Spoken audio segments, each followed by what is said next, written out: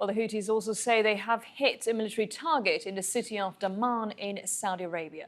The rebels say they fired a long-range missile for the first time to hit the city. There's been no response nor confirmation from Saudi authorities yet. Well, Khalil Dewan joins me now in Istanbul. He's a researcher at the TRT World Research Centre to shed more light on this. Hi, Khalil. So there have been 2 attacks on Aden, but only one is claimed by Houthis. Yes, indeed. So first of all, we have the attack with the military parade in southern Yemen, where the Houthis claim they have used a Qasif 2K drone and also a ballistic missile, which has killed some 40 individuals, UAE-backed, including the commander, which is a huge significant blow towards the UAE and Saudi-led coalition there, even though they have tight security for the last 4 or 5 months. And the second attack in the morning was in Sheikh Omar neighborhood, which is a facility where police officers used to prepare for their operations. Now, very careful here, the Houthis did not claim this attack. However, by design, it was a vehicle-borne IED attack. This has only been seen with Al-Qaeda in the Arabian Peninsula and also Islamic State in Yemen. So it's very premature now to claim that this is by the Houthis. However, one point to make is that AQAP and IS in Yemen have been very slow in their propaganda wires.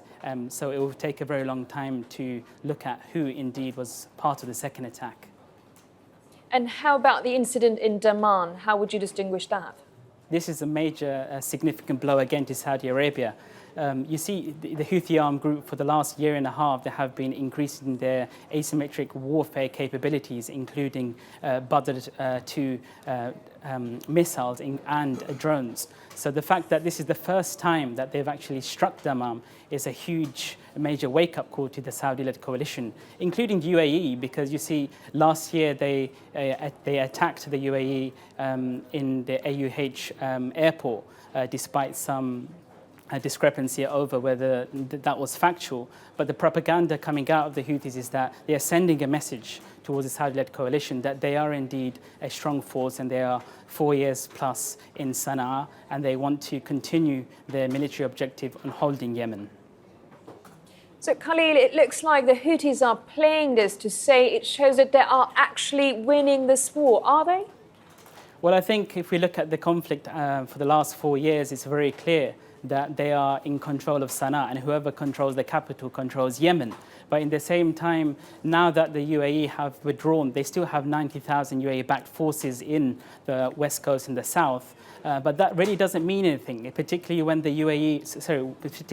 Houthis have struck deep into their stronghold in the south.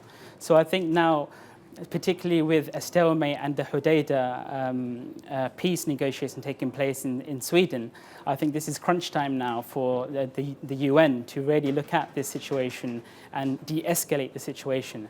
And one last point to make is that Saudi Arabia have actually been very silent about the attacks. This is very unusual of them.